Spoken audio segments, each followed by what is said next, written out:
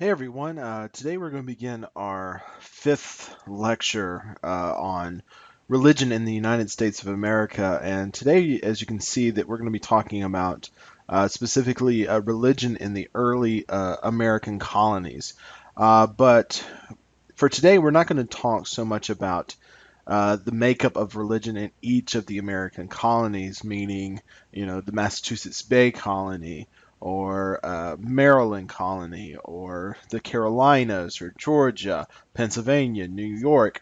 Rather, we're going to be talking about different phases of European colonization in America and some of the different motivations, some of the different programs that were launched either by the Spanish or the French and the British, and how they responded to colonizing America, and specifically how they viewed religion a part of that aspect. So we're going to be spending time talking about first the American mythos, then we'll dive into Spanish colonization of the Americas, uh, transitioning to French and British, and then finally talk about some of the motivations that go along with people who came to America for religious reasons.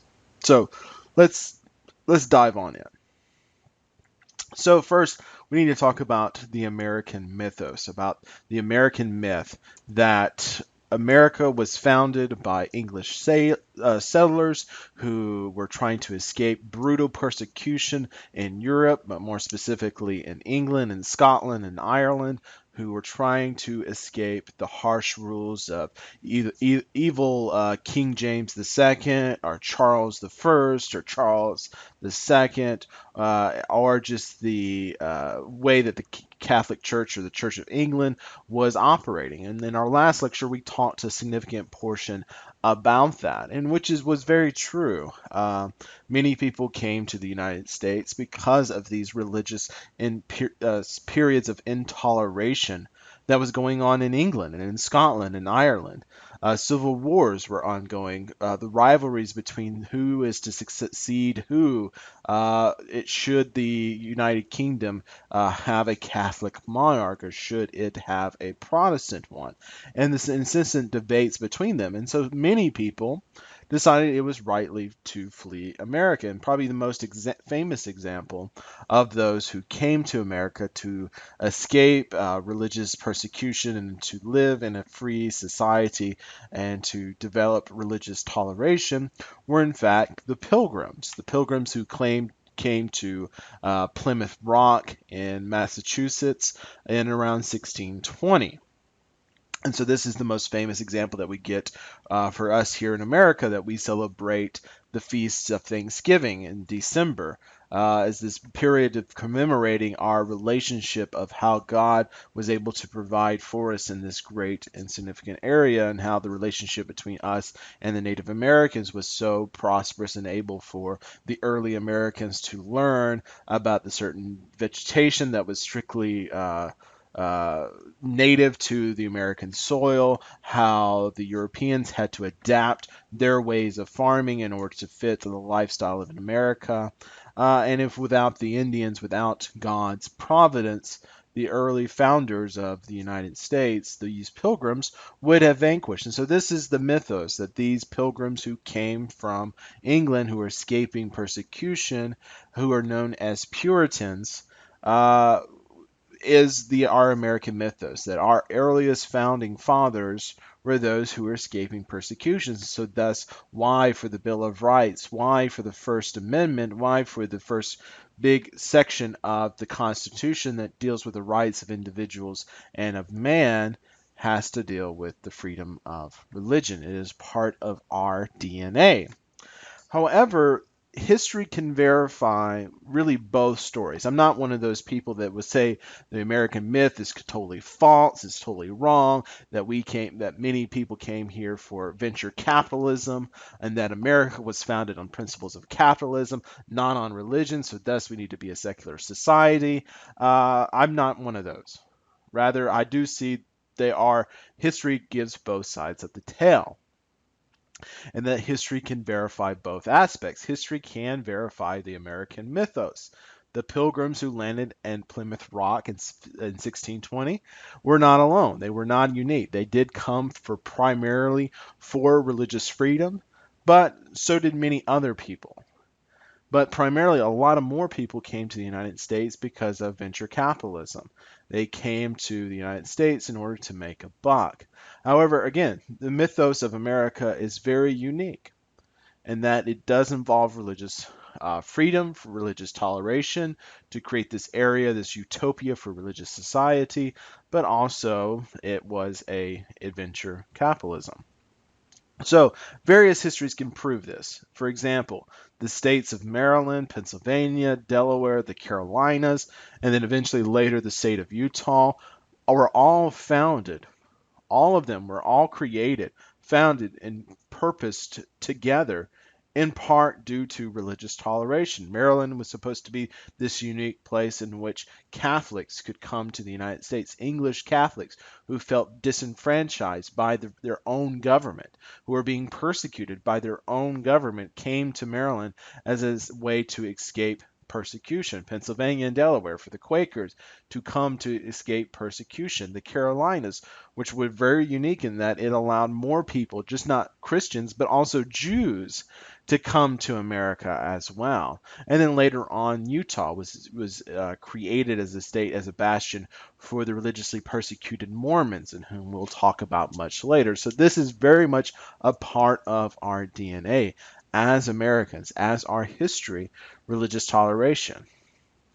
America, it is true that America is the home of many of the largest diaspora of people. Diaspora is just a fancy $2 Greek word that means dispersion or to scatter. So the largest amount of people scattering from around the world of all the major religions in the world.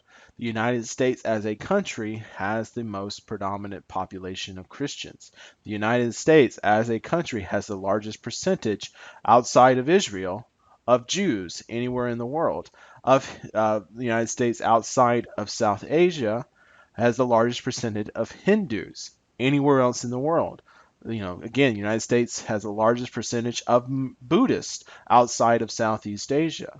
So again, outside of their normal territories, the United States is a bastion of religious toleration. This is something we are very much proud of. So again, there is evidence that goes to this idea that we were founded for religious toleration, we were founded to be a society of religious pluralism. This is very much a part of our DNA. Every single world religion, outside of one, Sikhism, has the largest diaspora of people living in the United States. For Sikhism, it's actually Canada that has the largest population, outside of its given region in the Punjab region of India. And so just last year, well, actually, this was from 2000, and yeah, this was 2019. Yeah, statistics from 2019 that out of the 30,000 refugees that the United States admitted in 2019, 79% of them stated on their surveys and stated within their interviews by immigration agencies that they came to America in order to escape religious persecution. So thus, the United States is very much still a part of its American mythos, that people are coming to the United States in order to bask within the religious pluralism that is our society. However, despite all of these facts, we'll also see as we go and progress throughout our lectures and progress throughout your reading of Corrigan's textbook that the United States also tells the other side of the coin. Our history has another side of the coin, that even though the United States was founded for the ability to escape religious persecution, much of the United States history is shrouded within religious non-tolerations, acts, and behaviors. Many riots, many harsh sentiments were being expressed for various forms of religion. whether it was Catholics, Irish and Italian Catholics throughout the 1840s and later with the Italian Catholics in the 1880s, Jewish populations in the early 1880s. Many Eastern European Jews were highly persecuted in America. We'll talk about Buddhists, we'll talk about Hindus, we'll talk about Muslims, and today being consistently persecuted in the United States, even though the United States was supposed to be this place of religious pluralism, this place of religious tolerance, and yet our history is filled with so many episodes of just the opposite, of episodes of nativism rearing its ugly head. And we still see that today. We still see that in our elections now, that nativism has come back and has reemerged. And so, even though we claim to be this bastion of religious freedom, you're going to see many, many instances throughout this course and throughout your readings of Corrigan where that is not the case, where minorities have had to fight for their rights and the privileges that white Protestants have come to expect living in the United States. And eventually, by the 1960s and 70s, much of this has been reversed. However, here recently, really since 9/11, this has changed. And we see non-toleration, nativism peering up its ugly head once again. So for today's lecture and really going forward, what we're going to see with people arriving to the United States, arriving to the Americas, the colonization of America, we see really two general waves of migration or colonization that had occurred. So the first was really just state-sponsored migration or colonization, meaning the nation states of Spain, France, and Great Britain that we're going to talk about. We really don't have time to talk about the Dutch who settled in New York, but I think Corrigan does a very good job very briefly talking about the very brief period that the Dutch had settled here in the United States. But mainly we're going to talk about the Spanish, the French, and the British because they have the significant population or significant time periods of colonization here. And then last we're going to talk about true, a part of the American mythos. There were religious motivations for colonization and migration. But first, we're going to look at state-sponsored. So first, we're going to talk about a very brief history about the exploration, how Europeans came to know about the United States and come to the United States. So European migration to America was really an extension of European ambitions, and more specifically, as I have here, imperial ambitions. The Western European countries were wanting to establish empires in the modern day, in the 1400s, in the 1500s, 1600s, in the modern day, and in the modern sense. They realized that the world was not limited, that there was no edge to the map, and that there was more beyond the gray areas. And so thus many of the Western European countries wanted to expand. And so the dominant school of thought that drove much of this European ambition was an economic principle that eventually morphs into capitalism as we have it today. But early forms of capitalism became known or was known as mercantilism.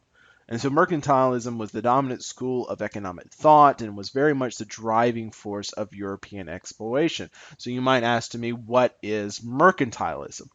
Well, very simple. Mercantilism was basically it was this concept that the goal was for our countries to have products, to make products, and then able to sell these products elsewhere. That the government was supposed to be in cahoots really with big business, and that the action of government is to go about and serving the best interests of business and of the economy. And so thus, for example, in the United Kingdom, precious metals, particularly tin metal was only produced in Great Britain and Western European, so this was a product in which Great Britain wanted to export. And so they would export this product they try to export it to Europe, but after the market becomes very limited, you need to have new markets, and so thus have extensive trade. So trade with new regions in Africa or India or eventually Asia that opened up in these countries. And so you want to have these countries that have never been exposed to your culture to start buying into it. And so the government forces these trade deals, forces these countries that they deal with to only trade exclusively with the British companies or British government, and thus securing a certain system of government and economy. And so everybody was fighting for each other. But also, too, part of mercantilism was that colonization was also a significant part of mercantilism. And thus, colonization was aimed to, the reason for colonization was only to benefit the mother country, to benefit its mother country, never the host country. So you don't build up the industries there, you do not build up the infrastructures there. Only the times that you do that is because if it serves the best interest of the government, of the mother country. So you steal or you take as much resources as you can from your host country in order to feed and propagate the mother country. So the reason why in England, why tea is so popular in England is because this was a rare commodity. So you had people in England wanting to buy something in China, and they would rather, instead of buying it from the French, they would want to buy it from their own government and from their own companies. And so thus you have this endless supply of economics, and thus driving economics was exploration and vice versa. So this global exploration started really with the Portuguese on the very edge of Western Europe, on the very edge of the Iberian Peninsula. That is what is known as Spain and Portugal today, that part of Europe that sticks out at the bottom. Out into the Atlantic that cuts off the Mediterranean that's semi-connected to Africa. That is the Iberian Peninsula. And Portugal was on the very edge of it and thus was very limited to Western trade, but was in prime position for Atlantic discoveries and Atlantic island chain islands that were out throughout Africa. And so the Portuguese were first able to discover these areas, these archipelagos and the Madrias Islands off the coast of Africa in 1419.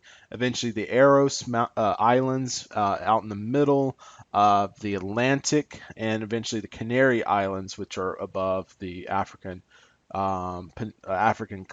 continent as well by 1434. So the Portuguese were able to discover these new territories and thus able to discover new trade routes and new areas to explore. And thus the Portuguese realized if we find these islands out in the ocean, we might find more.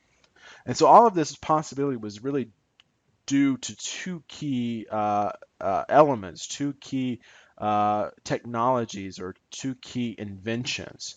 And so the first was the cavallette, which you see down there as it's a ship. It's a very lightweight ship that was easily navigable, was able to go very fast, go very long distances out in the Atlantic.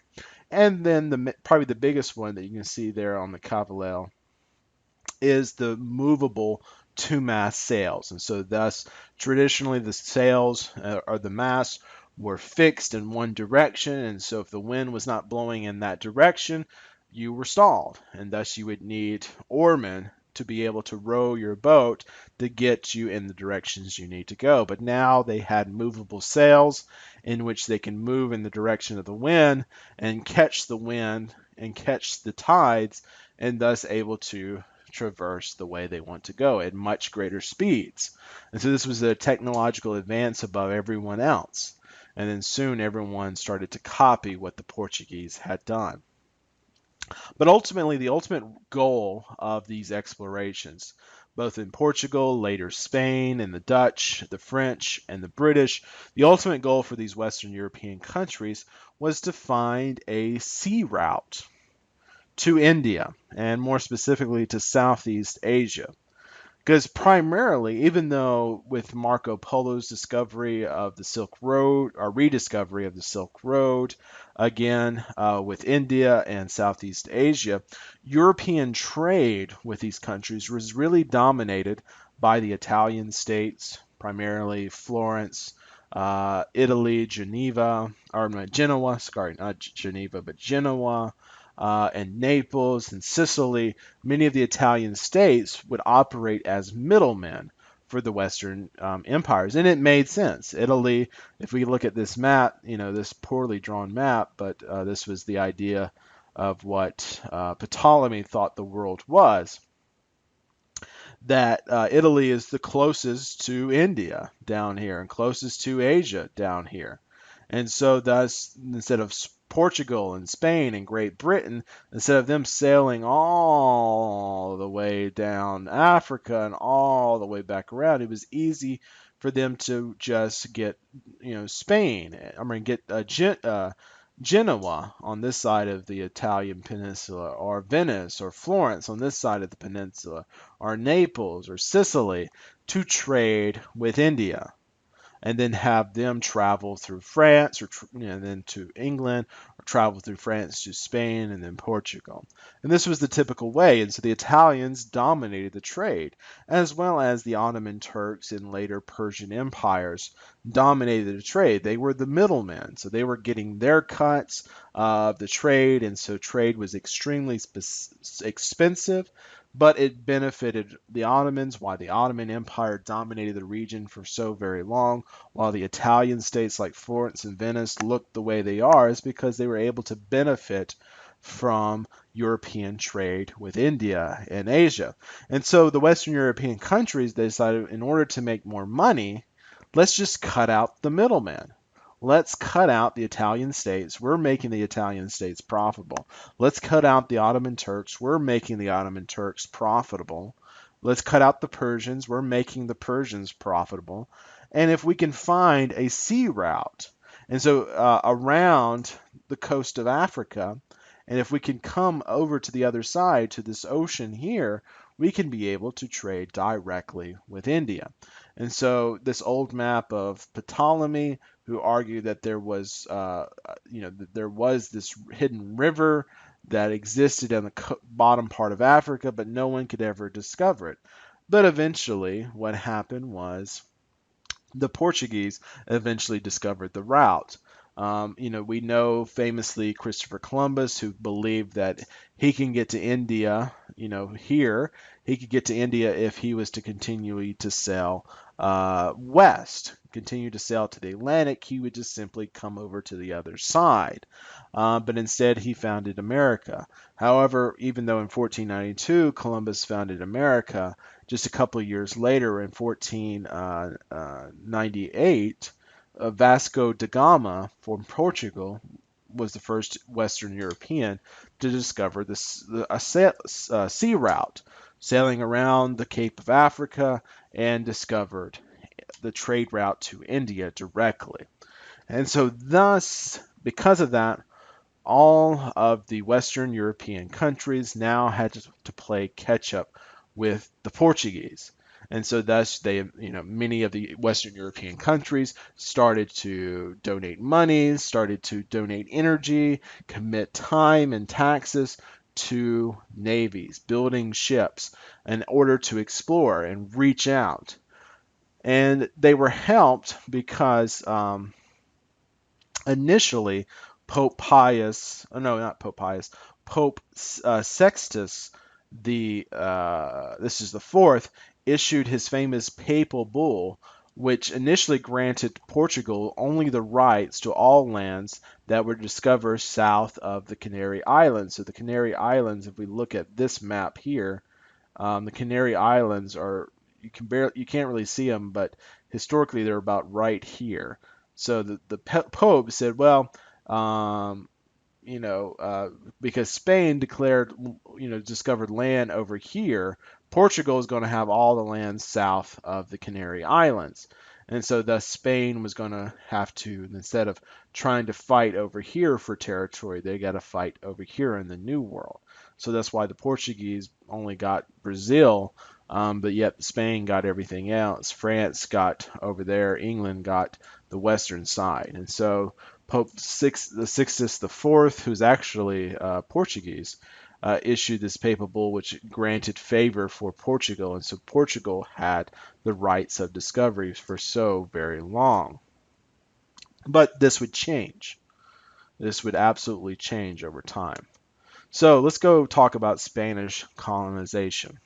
So, of course, we know famously on October 12th, 1492, in fact, at 2 a.m. in the morning, a crew member from Christopher Columbus' ship discovered the New World, but of course, Christopher Columbus claims the credit for himself, saying that he spotted it 2 minutes earlier.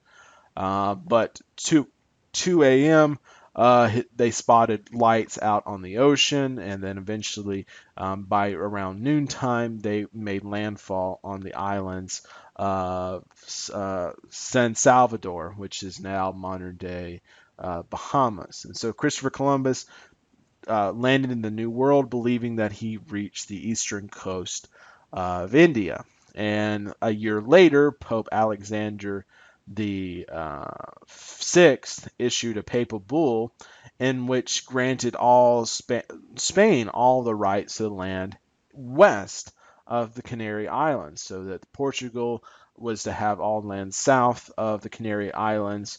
So that meant West Africa and India, in his thinking, that the Pope gave permission for the Spanish to have all lands to the west, which was really at first the entire New World. And a part of that, and for this Pope, Pope Alexander was in fact actually Spanish too, so you'd have rivalries between the popes. And so Pope Sextus was Portuguese, Pope Alexander was Spanish, and he favored Spanish, versus Sextus, who was Portuguese, favored Portugal in his ruling. But eventually, the Spanish and the Catholic Church became tied to the hip with the Pope Alexander. And so, in his papal bull, the Spanish monarchy also agreed, and that, quote, the Catholic Church, or the Catholic faith, be exalted and everywhere increase and spread, and that the health of souls be cared for, and that the barbarous nations be overthrown and brought to faith itself.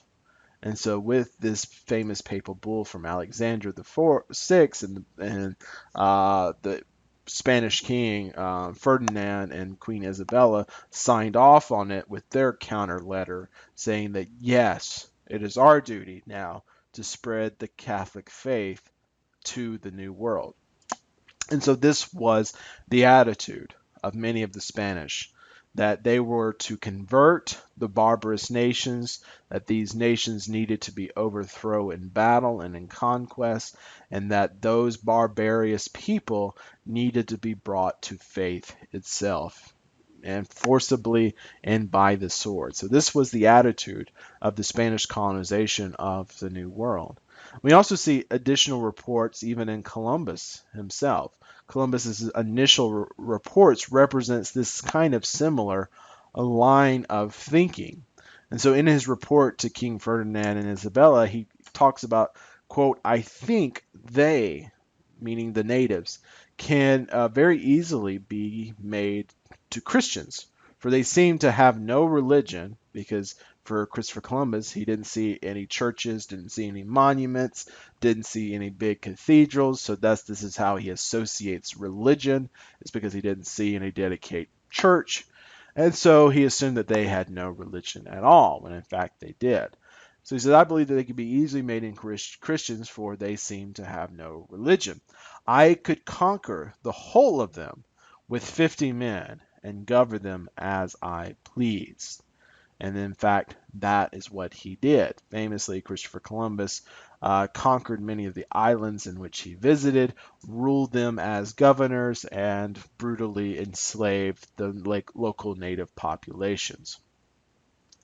And both Christopher Columbus and the papal bull issued by Alexander the Sixth really represented St. Augustine's model in the city of God. And that model is the standard European model and practice of religious unity equals political unity. Political unity equals religious unity. And so thus, if everybody is made Catholic, then my kingdom, my government, my empire, my colony, everything's going to be okay if everybody believed the same thing. And so again, this was the attitude of the Spanish when they went about conquering the New World. But there was also another key element that greatly, significantly influenced the Spanish attitudes towards governance and towards religion too. And that is a little period in history that we really don't talk about in Western civilization, but is influential in understanding Spanish attitudes, and particularly with their attitude towards the Americans, as the Reconquista, which is a period that lasted from 711 all the way to 1492. And Reconquista is basically a Spanish word for reconquering, the reconquering of Spain. And so, if anyone does not know Spanish history, excuse me, famously in 711, there was, trying to remember the king, Roderick. Roderick was his name. Roderick was the last king of Spain, or let me rephrase it, the last Christian king of Spain.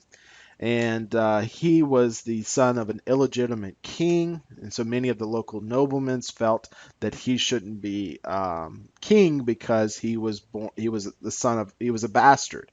He was born out of wedlock. He was born and wasn't the rightful heir, but yet he took the throne. And so many of the Spanish people, Spanish noblemen, decided that they weren't in support of Roderick. And so in turn, what they did was they looked south to modern day Algeria and Morocco, and who had just recently conquered this region were the Muslim Moors and Berbers who had recently conquered this region. And so thus the Spanish nobility invited the Muslims, if they would come and conquer and defeat their king in battle, that they could take all the possessions, they could take all the money, but yet return the throne back to the Spanish noblemen. So the Spanish, or the Muslim Moors, took this agreement. They said, sure, why don't we? And so, and they defeated Roderick very quickly in 711 after crossing the Strait of Gibraltar. And they decided not to honor their agreement. And instead said, no, we're going to keep the Spanish throne for ourselves. And in fact, we're going to fight you too. And so very quickly by 718, the Muslim Umayyad Moors were able to conquer nearly all of Spain. And thus by 732, they had conquered almost all of France as well, before they were defeated by Charles Martel. And so really from 711, but the Reconquista really started around 732, but it was the reconquering of the Spanish peninsula by Christians. And so it was a long period of time. Many Christian kingdoms had risen up and had fallen, or had fought against the Muslims who had controlled much of Spain for a very long time. But eventually, the year that Christopher Columbus discovers America was the year that the Spanish kingdoms had finally defeated all of the Muslims and had kicked all of the Muslims out of Spain. And so this was the attitude by the time they got to the Spanish colonization. So thus, to be a non-Christian for Spain was to be a threat to the state's security and to the authority of the church. So when they came to America, they continued very much their crusader tactics like they were doing during the Spanish Reconquista of the peninsula. And so thus they continued many of their practices. The Spanish Inquisition that was initially started a couple years prior to Columbus discovering the New World was eventually brought to America, or the Americas and the colonies. And so it was employed at home very brutally. And you can see pictures here of Jews and Muslims being burned alive during the Spanish Inquisition, or people who were not defined as being Catholic enough, who were killed and made enemies of the state. And so these same tactics were brought to America, and so many of the Native Americans, many of the native populations under Spanish control were subjugated to the same brutal tactics that had undergone during the Spanish Inquisition. So uh, let's keep continuing with our discussion about Spanish colonization. So conversion of the native population was one of the chief goals of the Spanish. So very extremely early on, even with Christopher Columbus's own journey, priests and missionaries accompanying many of the Spanish explorers, many of the Spanish conquistadors. They were there at every step of the way, and all of them used various methods to achieve the goal of conversion. So some of them actually took military approaches of how to convert the native population. And so the most famous example is a famous Spanish theologian and who wrote many of the books on how to convert the native population, Juan Ginés de Sepúlveda. And so he argued that in many of his thinking and in his writings that natives were in fact incapable of freely choosing God or freely choosing Christ. Very similar, he was arguing along similar lines that John Calvin in our previous lecture was arguing. So you can see a Catholic theologian who was influenced by John Calvin's teachings on total depravity, on limited atonement, argue the same way for the natives. The natives have no reason, they have no mental capability, he would argue, for freely choosing to believe in Christ. So thus, we follow one of Christ's commandments. And so one of Christ's commandments from Luke's Gospel, chapter 14, is a little bit taken out of context, but that we are to compel them. And so they took the word compel at its most literal interpretations. To compel them, force them, is what Juan Ginés was arguing. Force them to become Christians. If you have to, force them by the sword to become Christians. And so this was one of his main advocates, this military approach. And so it was the job of soldiers to go out and conquer the people and force baptism on the native populations.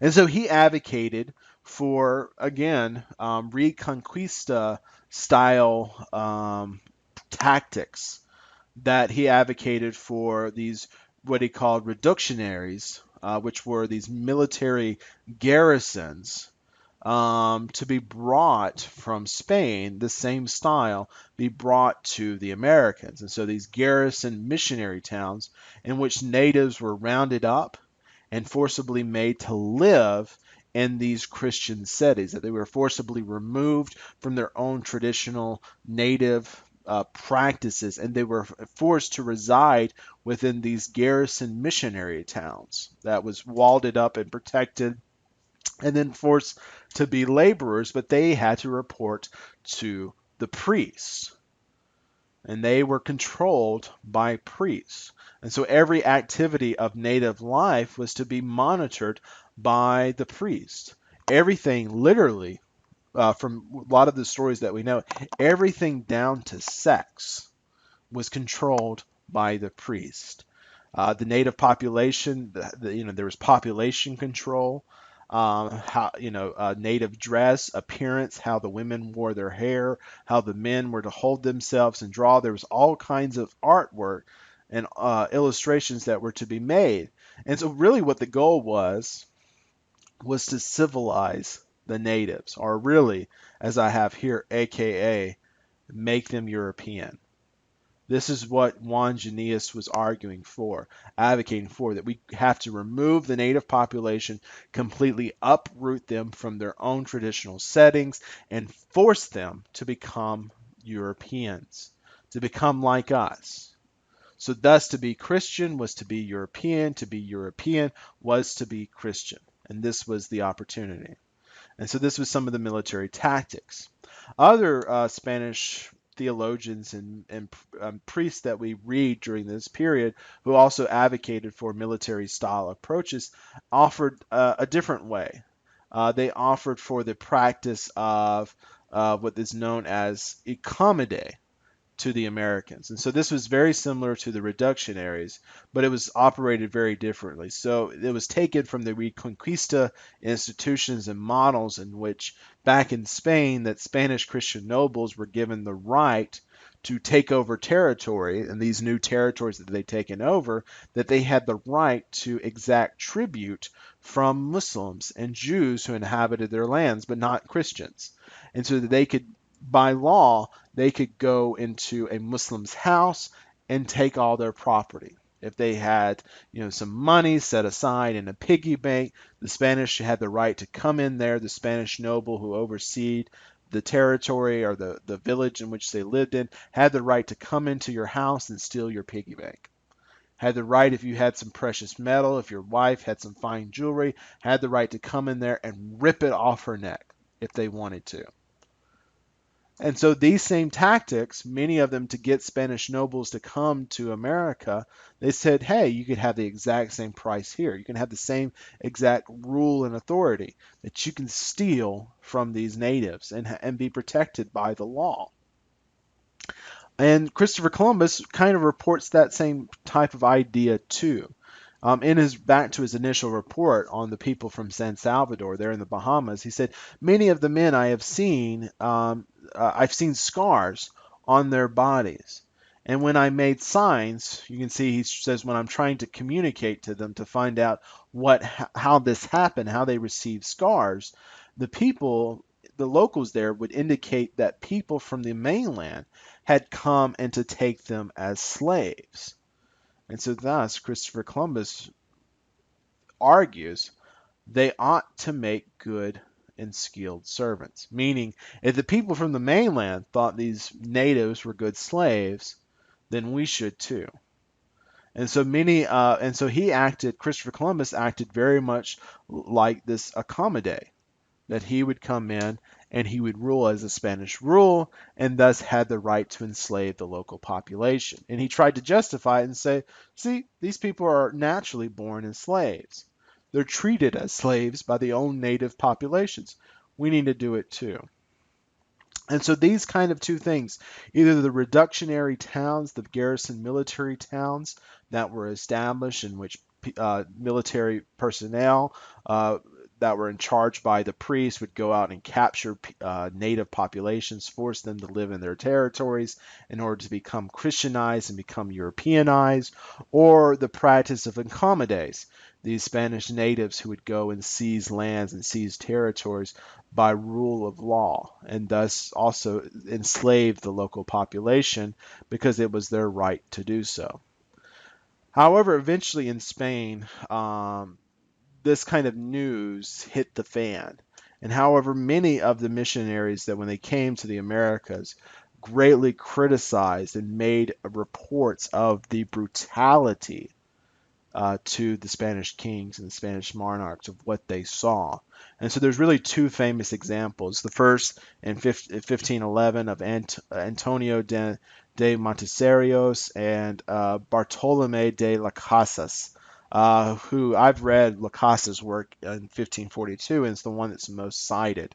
And both of them advocated for, after the reports that they talked about how the Spanish people were treating the local populations, they would make reports to the kings, and the kings would subsequently read the horrors of these stories. And so one of them, for example, Bartolome, he writes that many of the Spanish soldiers and people who came there would purposefully starve their animals, starve their dogs to the point of starvation, where the dogs would become mad and would literally kill anything in order to eat them. And so that the Spanish people would then take their dogs, release them, onto the women and children who were either washing the clothing in the bay or in the waters of the creeks, or if the children were playing in the waters, that they would routinely go and release their dogs on the people. They talked about Bartholomew talked about uh,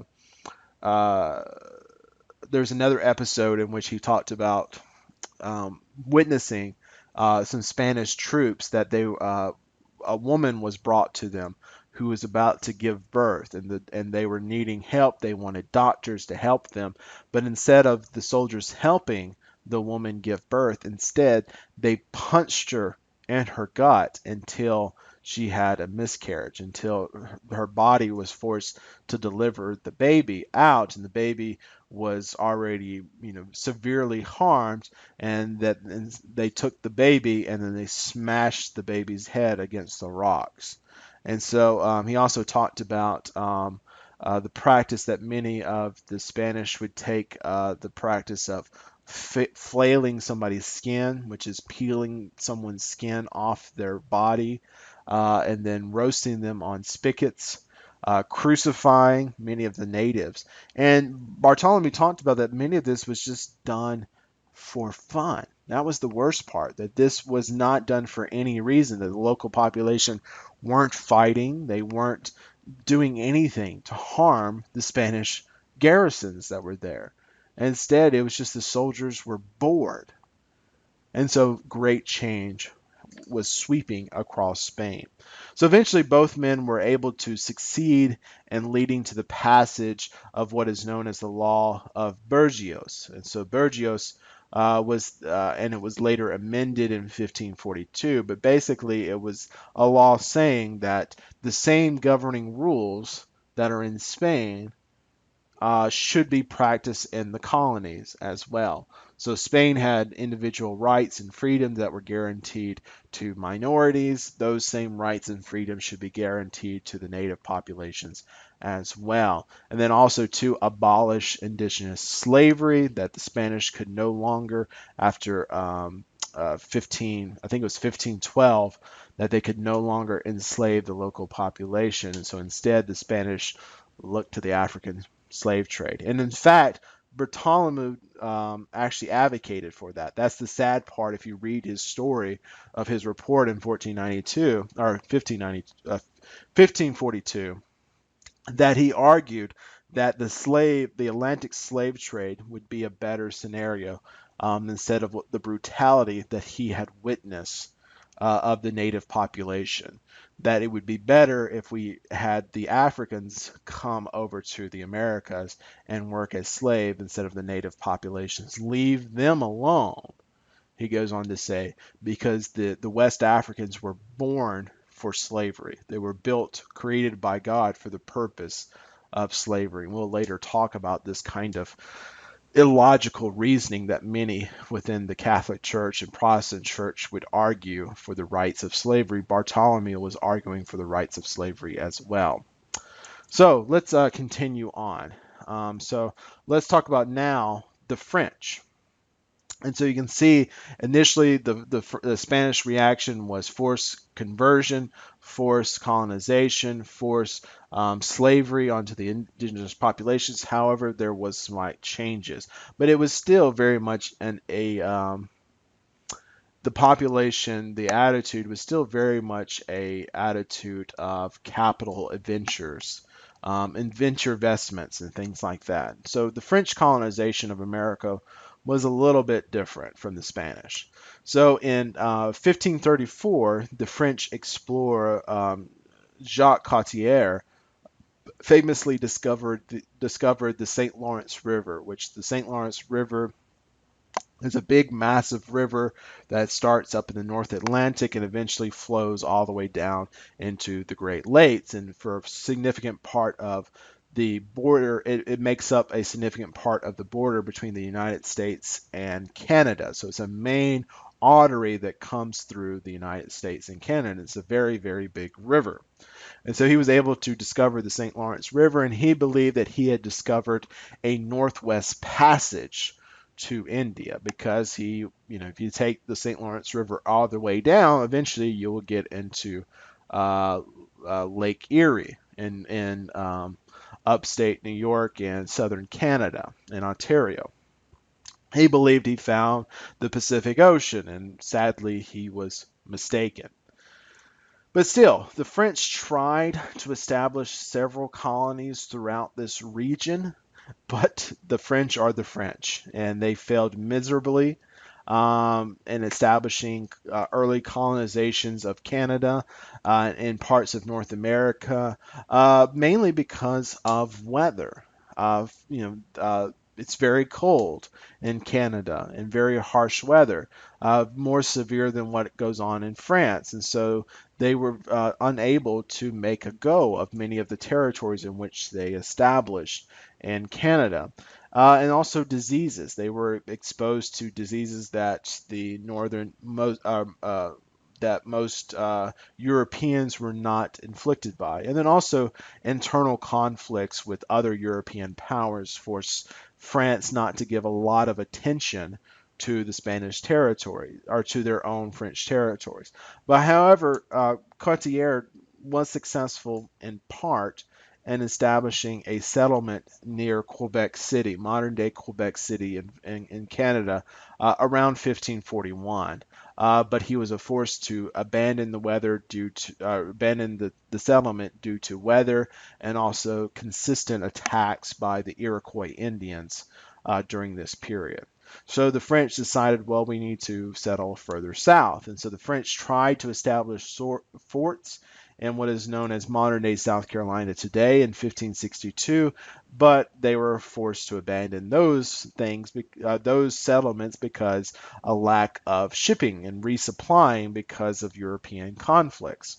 So again, the French tried to settle the area again, so they tried to move further south and establish a settlement near Jacksonville, Florida today, which is really near St. Augustine, Florida, in 1564. But however, they were forced to abandon that settlement due to the Spanish, and thus really it was the French who first discovered St. Augustine, not the Spanish, but the Spanish get all the credit because they forced them out very early.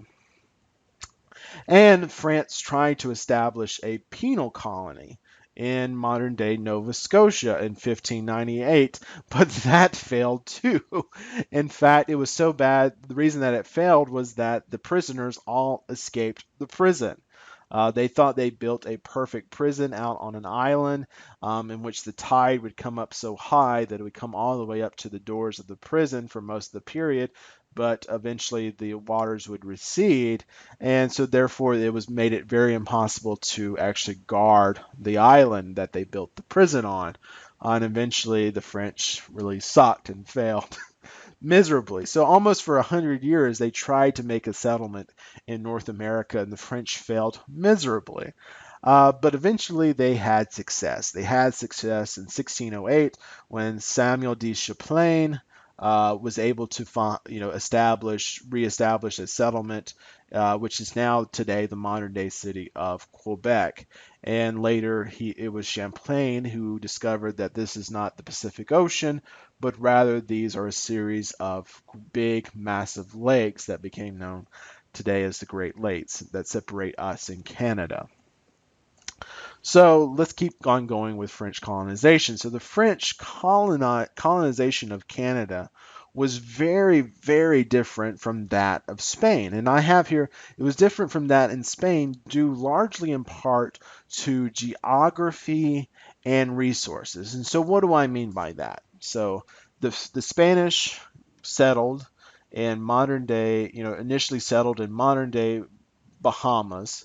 They eventually, Columbus in his second voyage discovered Cuba. His third voyage discovered the Dominican Republic, and then eventually in his fourth voyage discovered Central America. And then you have De Santos or Hernandez de Soto, Cortez. Gosh, who else?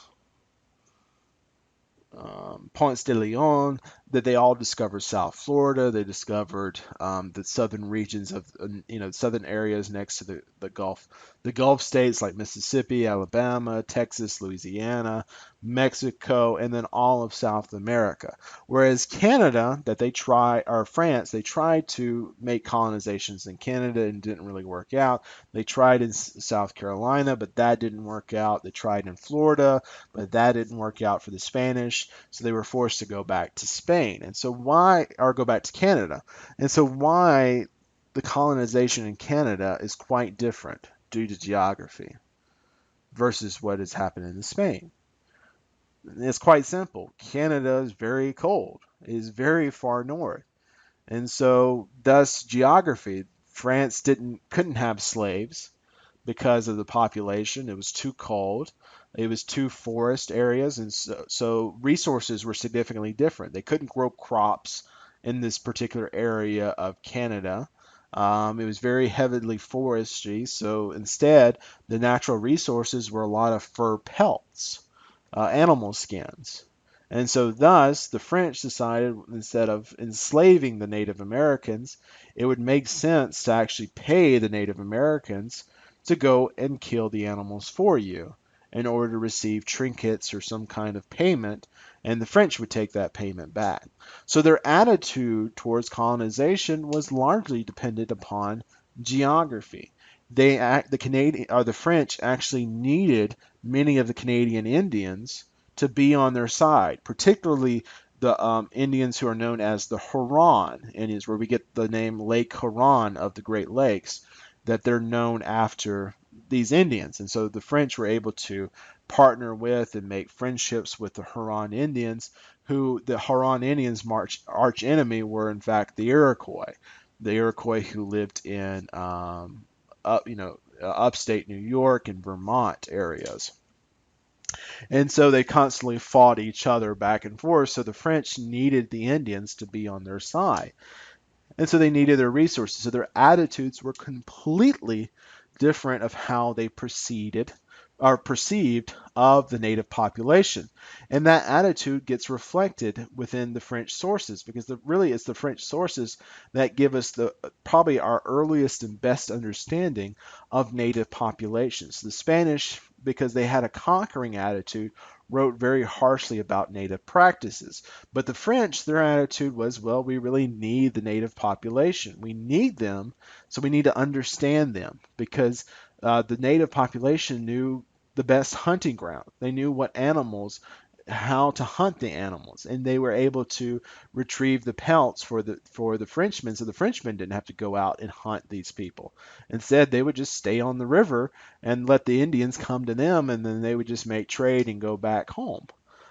So the French give us our best sources about native life. They tend to give us the best understanding of their culture and beliefs. So here's an example from Jacques Cartier and his records and how he recounts his encounterment with Iroquois beliefs.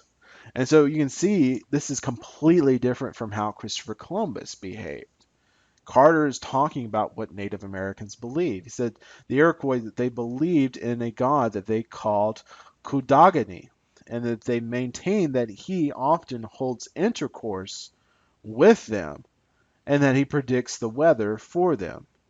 When they die, that they go up to the stars, and that their spirit descends over the horizon like a star. And so this is kind of the routine messages and stories that we get from the French sources about the native populations. They're actually trying to understand them as best that they can and be able to interpret them as best that they can.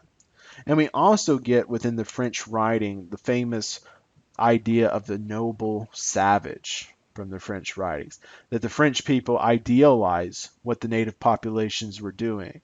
And they actually envied the native populations, that there wasn't, a concern about a person's appearance, person's status within the community. The only thing that mattered was life and enjoyment in life. And so many French people idealized the native, the noble savage. It was really the Frenchman. And again, it goes back to their relationship with the natives. They needed the natives because of geography and because of a lack of tradable resources. And so thus it changed their attitude. And the French did exchange some of their culture and understanding with the natives. And so this is a famous picture of one of the French governors of Quebec, Governor Frontenac, who famously would hold dance rituals with the Native Americans themselves. Now, the Frenchmen participated in the rituals, but also invited the Native Americans into their culture in order to participate. So you had an exchanging of cultures and understandings of each people because of this kind of relationship with the French and the Indians. However, we really still can't forget that Spain operates just like Spain, and that it was trying to establish a colony, and a colony that was designed to only produce revenue.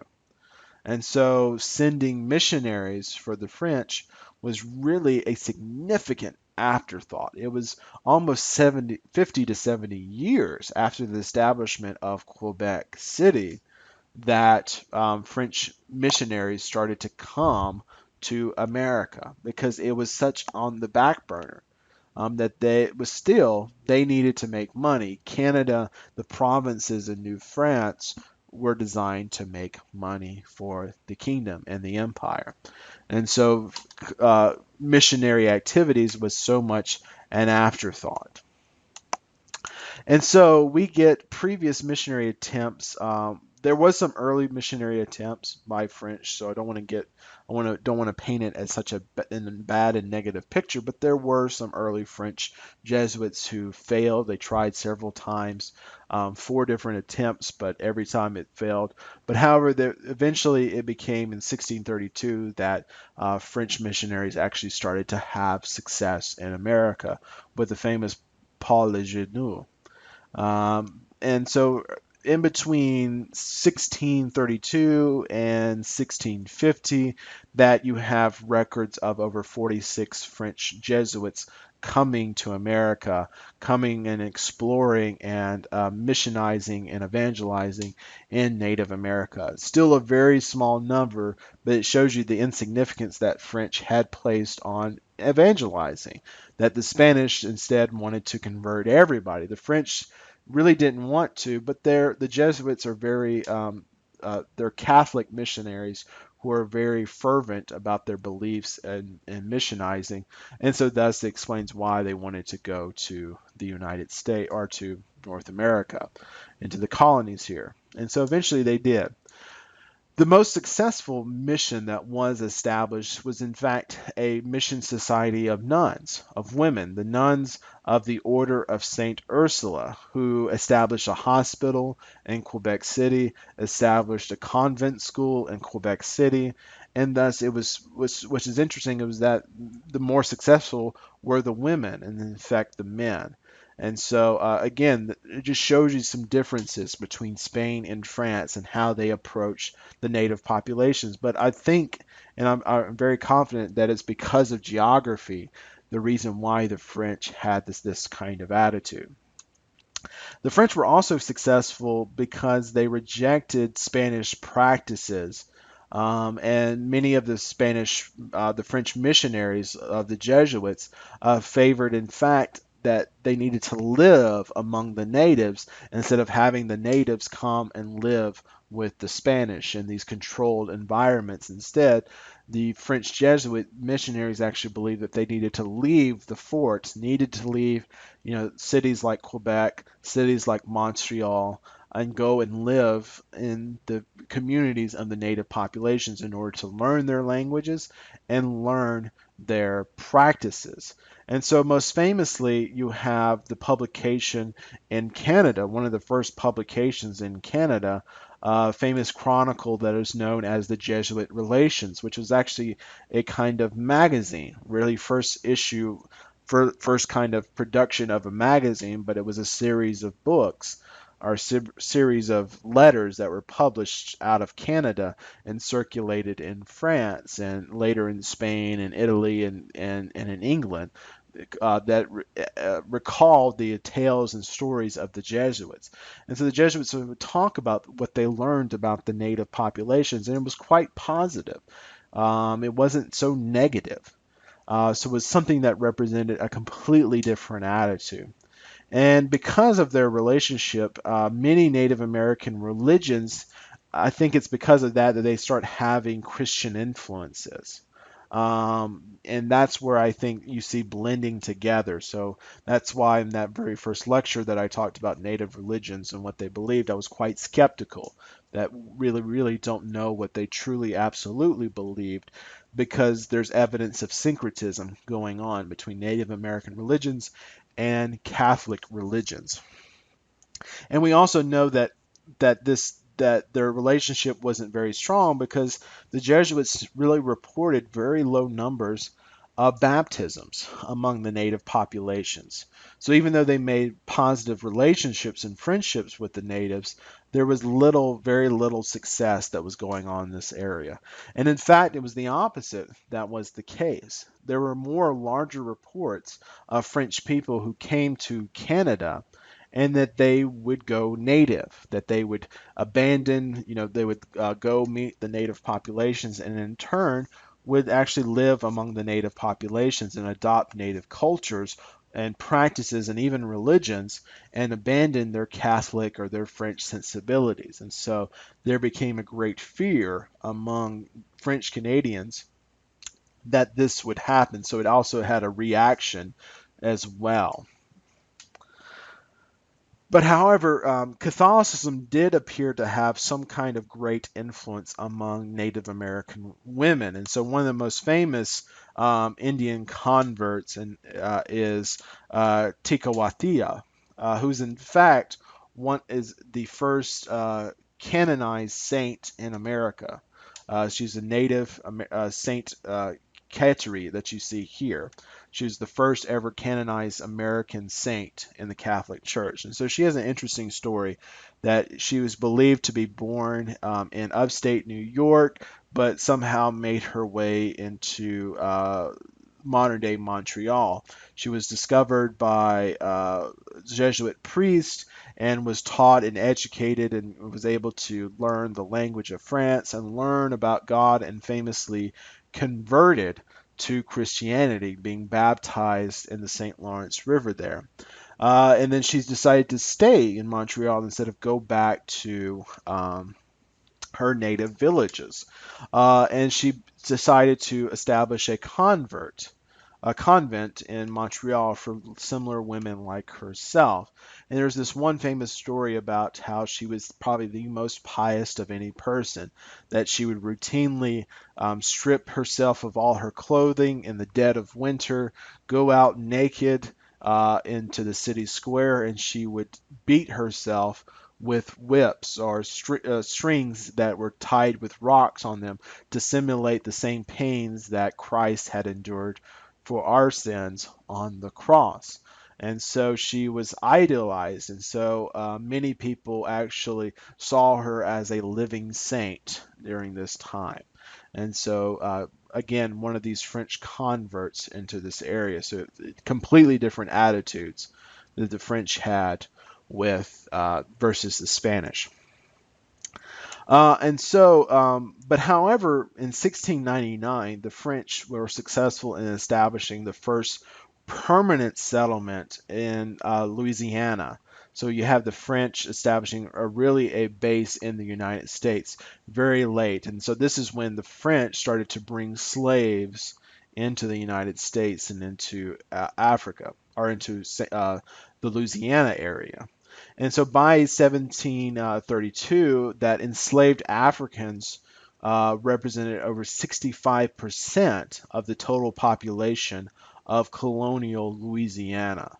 And so this was, again, because of geography now and because of resources that the French were able to move into Louisiana, rich farm country, and thus you have a completely different attitude about the native populations, and you have a different attitude that now you have slaves being brought in them. And so it was with Africa that the African slaves brought with them their religious traditions into the United States. And so French attitude of African religions and culture was completely opposite to their treatment of the Native Americans. The French didn't see the Africans as the noble savage. They saw them as lesser people, so they had no problem enslaving them. And so we have stories here, like one New Orleans plantation owner described his slaves or his captives as being very superstitious and are much attached to their prejudices and to their religions. So we know that the Native Africans had a different religion than that of the French, but the French were not interested in them. They weren't writing about them as Cottier was writing about the Native Americans. They saw them as superstitious and as prejudices, simple stuff. And so the majority of the slaves for the Louisiana territories, and then later also the island of Haiti as well, were the Fon people of West Africa. And so it was the Fon people who brought with them the Haitian voodoo religion that is so popular in Haitian cultures in New Orleans, as well as in Miami and in Brooklyn, New York. And so I wanted to show you this brief video. Each of us has a Well, purpose. not this We are video. destined to do something meaningful. What do you think a private Christian education looks like? GCU offers over 175 high-quality online programs. Find your purpose at Grand Canyon University. Visit gcu.edu. We don't believe in heaven and hell. There is only life.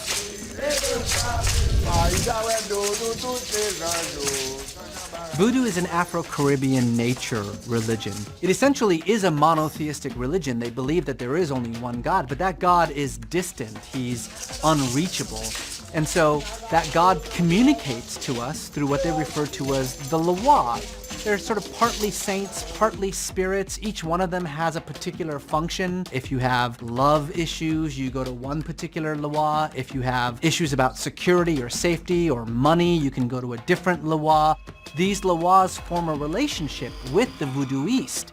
They become essentially the same kind of relationship that many Catholics have with their saints. The center of voodoo currently, of course, is the island nation of Haiti. But voodooists will tell you that voodoo itself is a religion that goes back centuries and centuries, all the way to Africa. It's a religion that the slaves brought to Haiti themselves.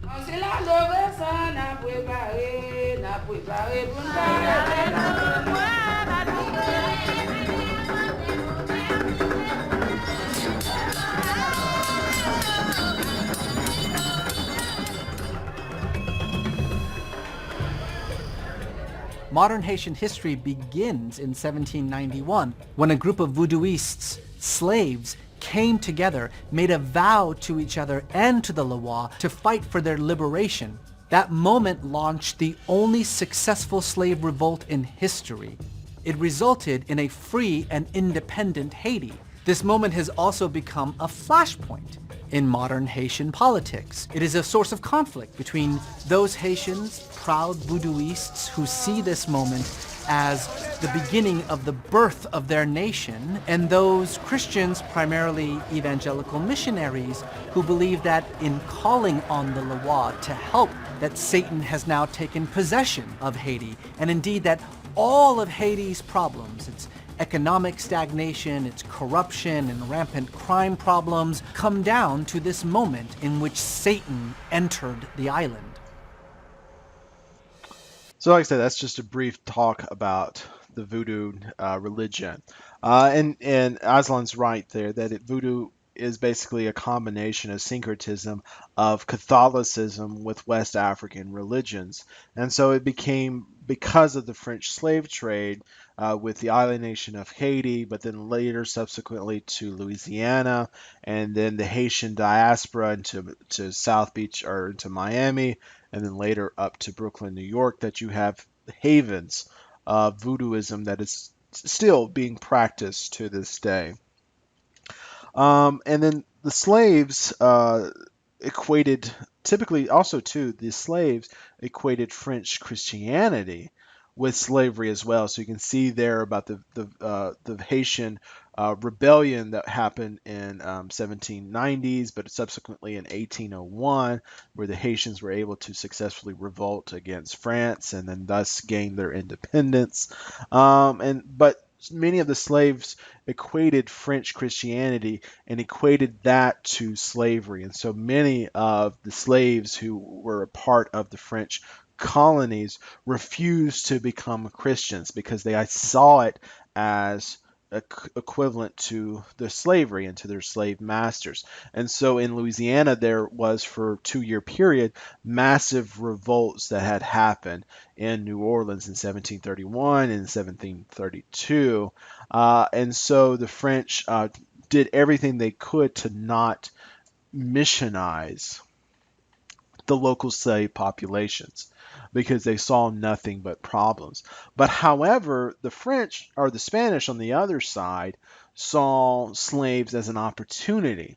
And so thus Spanish people actually in West Florida and East Florida that were Spanish controlled territories that were close to the colonial Louisiana, they saw this as an opportunity, and so they would actually advertise Catholicism, Spanish forms of Catholicism, as a source of freedom. And so, if Black Africans were able to escape Louisiana or escape Haitian-controlled territories and migrate to either Cuba or to Spanish Florida, that they were able to free themselves if they subsequently converted to Catholicism.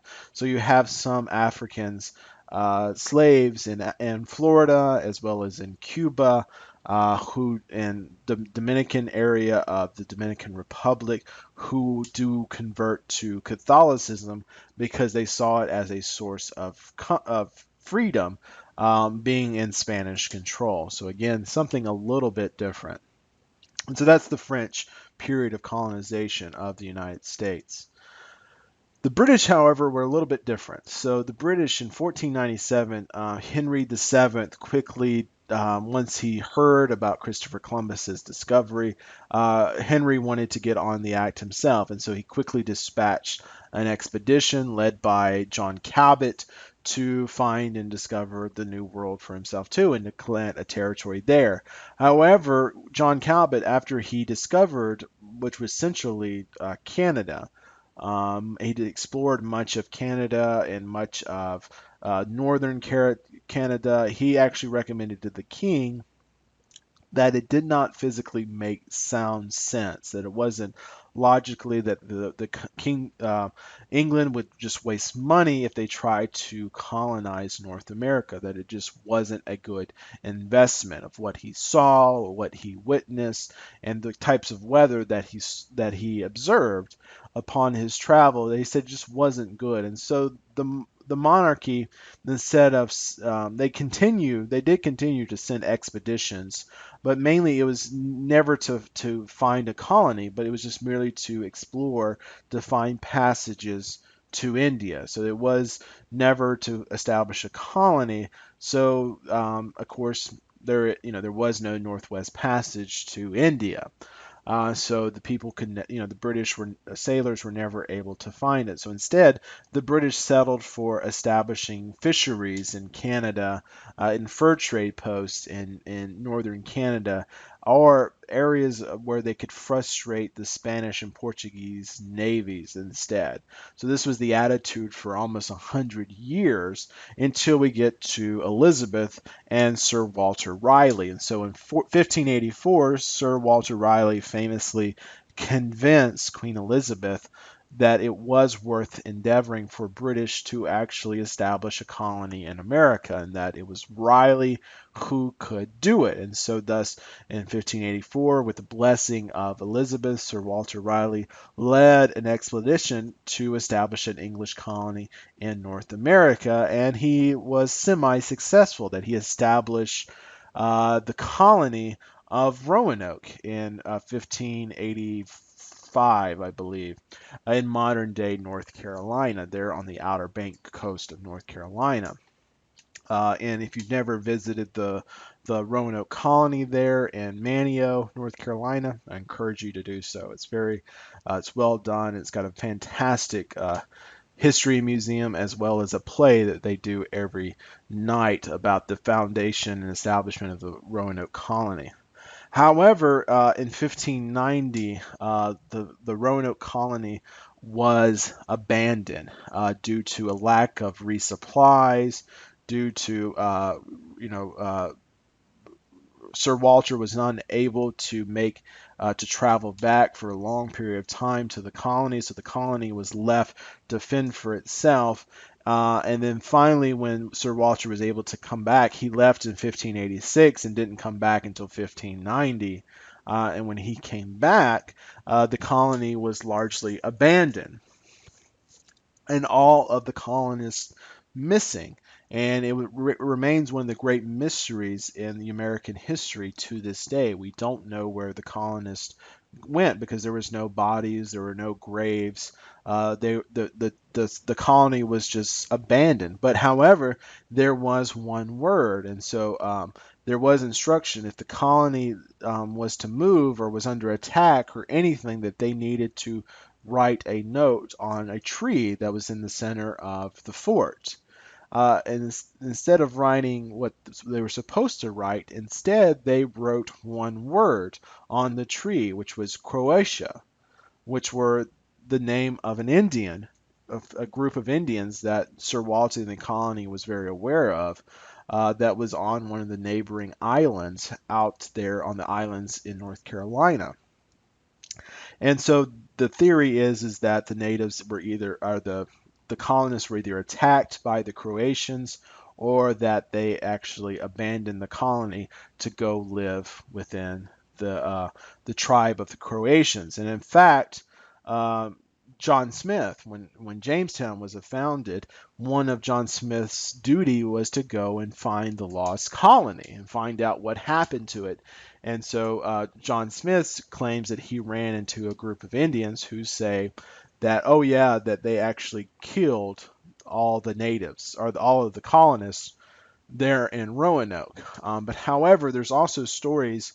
When I lived in North Carolina, there's several stories of actually a tribe of Indians who all have blonde hair and blue eyes, but dark skin complexion. There in North Carolina, and so they claim that they're in fact the ancestors of these North Americans, or they, don't have all blue hair. I mean, blonde hair, but they have blue eyes, or they have green eyes instead of brown eyes that are typically associated with Native Americans. And so you'll find a few of them there in North Carolina, and like I said, all of them claim to be ancestors of the natives, of the colonists there in Roanoke.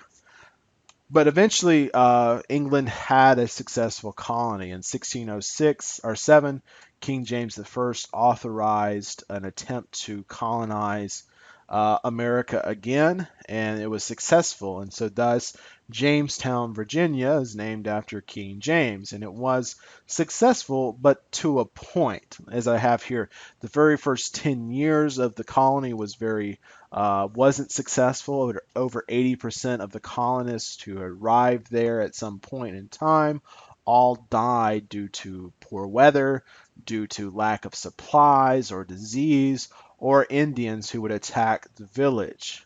But eventually things changed by 1617 when the colony discovered tobacco and how profitable tobacco could be.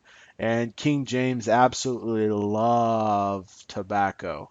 And so it quickly sold in the UK and thus created a fascination with cigarettes. And so now the British colony in Virginia was able to survive. But the English attitude towards the native Indians was quite different from the French, quite different from the Spanish, and that the English attitude towards Native Americans was purely for survival purposes. The English population would trade with the natives.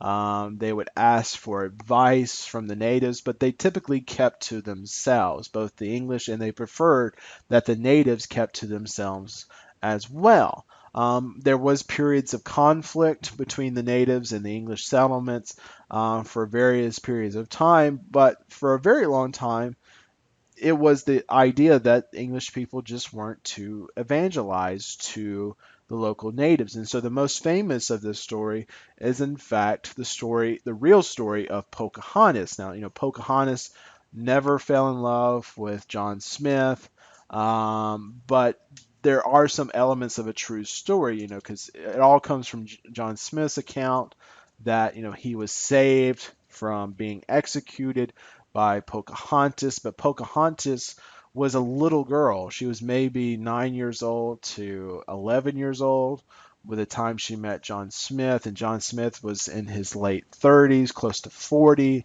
when he was in the New World in Virginia. But the story goes that Pocahontas did save John Smith's life, but then there's theories now that possibly this was all staged and John Smith didn't understand what was going on, but it was a ritual of the tribe. But however, Pocahontas was eventually captured by the English, and she was forced to basically be a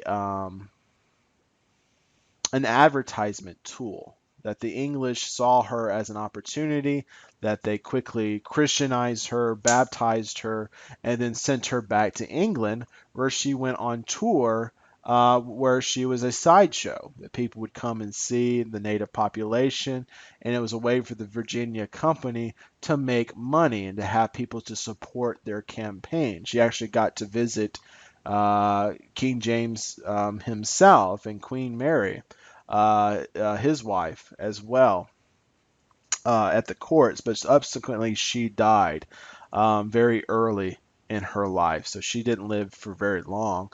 But she was just a tool, and this is how the British saw the Native Americans, as a tool. They didn't actively go about seeking conversion of the native population until much, much, much later. So now we talked about the state-sponsored migration and colonization of the United States. So now we need to talk about religious migration, the second tier of this conversation here. So true, the Pilgrims of Plymouth Rock came to America in 1620. However, they were not the first to migrate to America for religious purposes. In fact, the very first people were, in fact, the French Protestants, who are known as Huguenots. It's a French phrase named after a famous French Protestant, but it really doesn't make sense. So you either call them French Protestants, sometimes you'll hear the phrase French Calvinists, but also they're known as Huguenots. But they were heavily persecuted in France by the French monarchy, because the French monarchy was severely Catholic, and they were the French monarchy tried to wipe them out during the Protestant Reformation. So it led to the French Wars of Religion that happened from 1562 all the way up until 1598, were constant battles. But however, the war resulted in the famous Edict of Nantes in 1598, in which the French monarchy granted religious tolerance to the French Protestants, to the Huguenots in France. But however, the peace was very much short-lived. By 1620, the fighting had started back up between Catholics and Protestants. And eventually in 1685, King Louis issued his famous Edict of Fontainebleau, which forced all French Protestants to convert to Catholics. And so Louis famously recounted that after the passage of the Edict of Fontainebleau, that over 500,000 French Protestants converted to Catholicism, and that there were only about 10,000 French Protestants left in the country after the year out in 1686. But however, very early on, as early as 1562, many French Protestants were looking for ways out of the country. And so French Protestants started to migrate to South Carolina and then later to Florida in order to seek out religious freedom and toleration. But yet, once the Spanish found out who was here, that these were Protestants and at worst they were French, they wanted to kick them out. So really the first people to arrive to America for religious purposes were in fact the French, and were in fact prior to the Pilgrims. Still, the most famous example that we have are the Pilgrims in 1620. So these settlers were a part of the separatist movement in England that were known as the Puritans. The Puritans believed that the Church of England was still too corrupt, that it was still too much Catholic in its tapestries and its formations and its theology and its makeup. The Puritans wanted to purify the church. But however, some Puritans in England stayed because they were able to make some successions. However, there were many Puritans that decided that they needed to leave the city altogether, leave the state altogether, and thus they were known as separatists. And more importantly, these separatists who came to America were hyper Calvinists, and so that basically means that they really believed in the 5 points of Calvinism that we talked about. They really believed in total depravity, really believed in limited atonement, believed in tulip to its ideology. And so these pilgrims who came to America, they came because they wanted to change the status quo that was operated in England. That same status quo of religious unity equals political unity.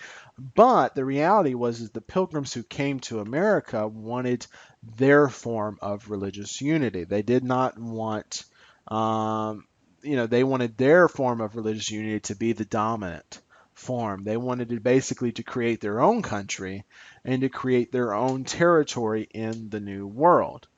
And so you can see this from the very first governor of the Massachusetts Bay Colony, John Winthrop, who's also a minister and preacher too. In one of his famous sermons, he talks about, quote, how God had commissioned them, the pilgrims, to create a truly Christian society here in the New World, a society that avoided Catholic trappings of the English Church, and to have a government that is both civil and ecclesiastical.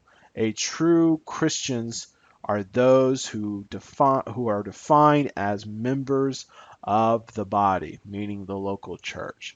So you can see here they claimed they wanted religious freedom, but instead they wanted to change the status quo to a status quo that favored them here in America. They wanted everyone to believe what they believed in. And if everyone believed what they believed in, they were able to achieve political unity. And so this was very much the history of the Massachusetts Bay Colony for a very long time. And so we get that kind of reality, that false narrative becomes real in the lives and the stories of two famous Baptist Christians in Massachusetts, Roger Williams and Anne Hutchinson. So first, Roger Williams. Roger Williams was a Baptist minister who came to North America in 1630, who wanted to come to North America, come to Massachusetts in order to prosper and to have religious freedoms. Many of the first pilgrims who initially wanted to come to America were Baptist as well, but however, they decided to stay in the Netherlands instead of leave to come to the America. But eventually, many of the Baptists did decide, a couple years later, once the colony was established, to come, and Roger Williams is one of them. However, Roger Williams was completely different. As a Baptist believe in true religious freedom, and thus believe that religious plurality equals political unity. And so he advocated for religious tolerance in Massachusetts. He also advocated for the local population to treat the Native Americans with respect in all aspects of life. And that when you're trading with the Native American population, even though the Native population don't understand the concept of money, or the value of European goods. And so, traditionally, a lot of the pilgrims were able to trick many of the natives in trading them pots and pans for tracts of land because the natives thought something of them, or trade simple trinkets for valuable pieces of resources. And Roger Williams actively spoke against that. He advocated for people to treat the Native Americans as Christ would treat them, to treat them fairly, to pay fair wages, to pay actual real prices, to actually pay with money and gold. And instead of stealing land, they needed to pay for it. And instead of killing Indians, they needed to make friends with them and understand them and learn their language instead of forcing the Indians to learn English. And of course, because of his beliefs, Roger Williams was forced out of Massachusetts. He was exiled out of Massachusetts, declared a heretic because he wouldn't follow the status quo of religious unity equals political unity. He believed in religious pluralism. He believed that the Native Americans had a right to believe what they wanted to believe.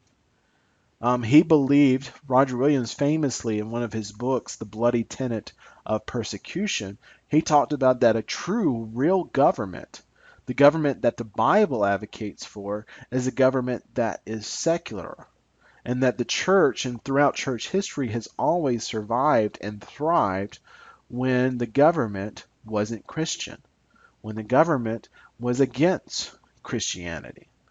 And so thus he advocated for a society that went against John Winthrop, that a society, a government that was supposed to be both civil and ecclesiastical. Roger Williams said, no, we need to have a government that is purely civil and never ecclesiastical. And yet he was declared a heretic. And subsequently, Roger Williams was forced to leave Massachusetts, and in turn, Roger Williams created a safe haven for like-minded Baptists and like-minded people who wanted to seek out a new world. And subsequently, what he ended up creating was the town of Providence, or later, the colony of Rhode Island. That was to be a religious safe haven away from religious persecution that was going on in Massachusetts. And so the irony is that the Pilgrims were coming to America to escape persecution in England, and subsequently in America, they become the persecuting ones and persecuting Baptists and Quakers who were coming to America. And thus, Roger Williams has to go and establish a new territory as a safe haven from the persecutions of England, but then also the persecutions of their next door neighbor, Massachusetts.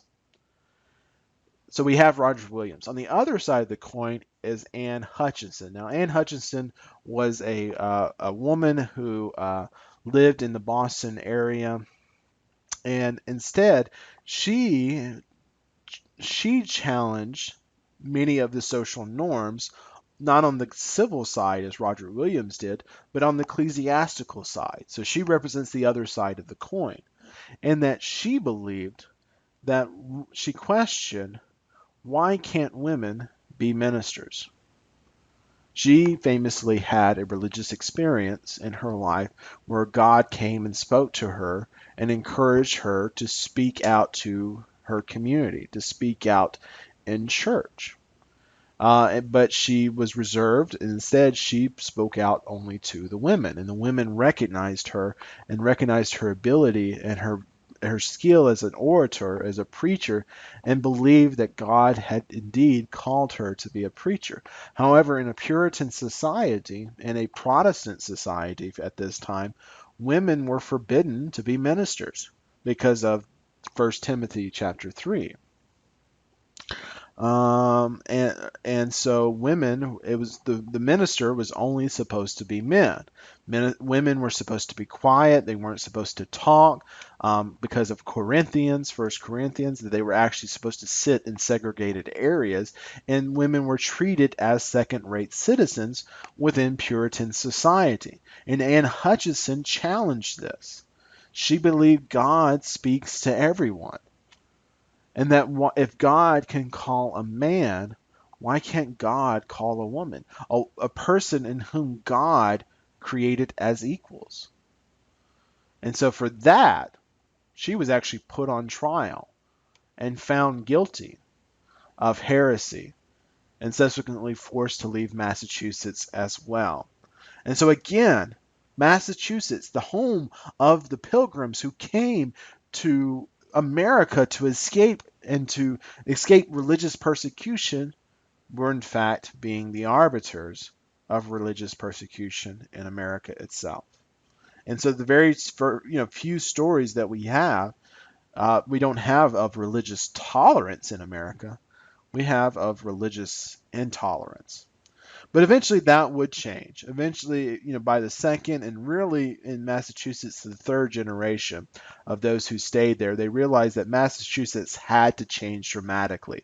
It could not be this bastion of religious intolerance because of the economic hardship and the lack of people wanting to settle in Massachusetts. They didn't want to settle so far north in an area that was very hard to make a living and then be religiously persecuted by your neighbors. And so they settled in other areas, particularly Virginia. And so by the third generation Massachusetts, they were like, we need more settlers. We need more people here to make our society, to make our colony work.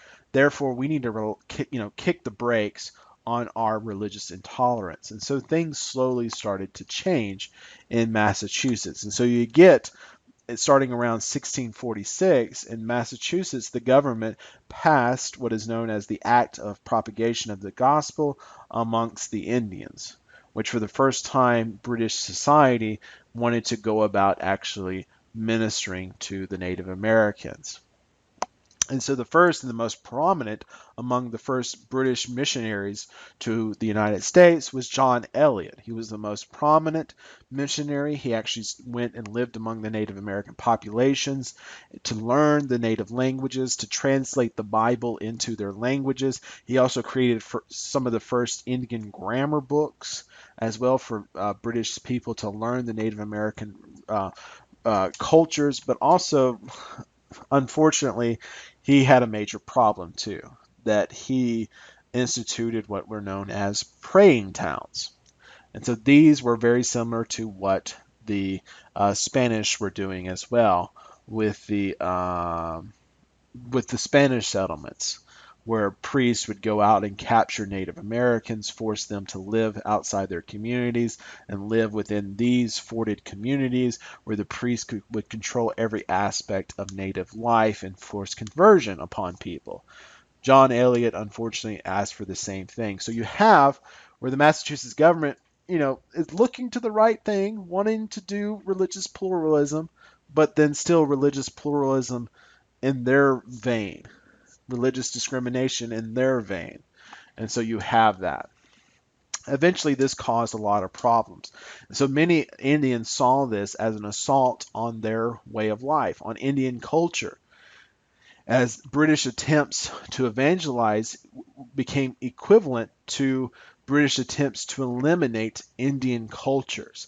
And so there became a great resistance in many Indian societies and cultures, even till this day, of evangelization and Christianization of Indian communities because they see it as a way, as an assault on Indian identity, as a way to eliminate Indian culture. So one of the very first Indian resistance was led by the Indian chief Metacomet, who's also known in British history as King Philip. So King Philip's War, if you ever study that, is talking about Metacomet. So Metacomet famously went to war with the English settlers and Indian insurrection. And so both were seen as God's judgment on Indian settlers, that why God was upset with them because he was allowing for the Indians to rise up and revolt, and so thus the English settlers needed to repent, convert, go back to God, and force the Native Americans even more so to becoming Christians, but the Native Americans interpreted it as God's punishment upon them, their own God's punishment upon them for accepting the English and European ways of life. So again, the dynamics of this same idea, religious unity, political unity, are constantly hitting against each other here in American history. And they will continue to hit over and over and over and over again. in a lot of the context that we will see here in this day. And so constantly this fighting is going on. However, religious intolerance was not always prevalent throughout the entire American colonies. There are some examples of very good news of Americans coming here and wanting to create religious pluralistic societies. So the very first example that we have in 1681, Charles II granted William Penn the right to establish a Welsh colony for the Quakers, which now becomes Pennsylvania, named after William Penn. And so William Penn, the reason why he is so famous is because he called in his presentation, his idea of creating this new establishment, this new colony within America that had never been done before. He wanted to create in America what he called a holy experiment, and that it was Penn's desire to create this new dichotomy. Instead of religious unity equals political unity, Penn wanted to prove the opposite is true. That when you have religious diversity, that when you have religious pluralism in America or in a society, that is when you have true political unity. And that he was gambling. He was putting all of his money, was gambling on this fact that I can disprove you and everybody, the entire European system, and now the American system, that I can create something new in America. And this system will be religious diversity, religious pluralism equals political unity. So very early on in Pennsylvania, when Pennsylvania was established as a colony, it opened its doors to everybody. So Welsh Quakers came to Pennsylvania. You had Baptists coming to Pennsylvania. You had Dutch reformers. You had German Lutherans, German Mennonites, German Amish communities all coming to Pennsylvania, and later Roman Catholics coming to Pennsylvania because there was a space that was created, and it worked. And it worked because Penn also recognized that this can only succeed is because in America, largely because of economic opportunity. That if you allow for religious diversity and you allow, which will equal political unity, but if you allow religious diversity, it will open up the doors for economic opportunities. And economic opportunities will always favor religious unity and political unity and religious diversity. That if you have all of these elements, it works out well. And so Pennsylvania became a success story, became a great success story in the history of the United States. And subsequently, many other colonies tried to follow Pennsylvania's example. And so very early on, you had Maryland who tried to do the exact same thing. Maryland was established very early, but it was established to be a Catholic community only. And Maryland was established in 1649, and so later on, after Penn's success, Maryland was able to pass the Act of Toleration, in which it allowed for anybody who had a Trinitarian faith system, that you believed in a triune God, God the Father, God the Son, and God the Holy Spirit. So that would accept all Protestants and that would accept all Catholics, that anybody that had a Trinitarian style faith could reside and work and live in prosperity and under protection of law in the state of Maryland. And Maryland was able to succeed. Carolina was established later on in the 1660s, and eventually later on, after the success of William Penn, Carolinas, because they were at one time together, but then later would separate, they passed what was known as the Fundamentals Constitution. And within it, it actually expanded the definition even more.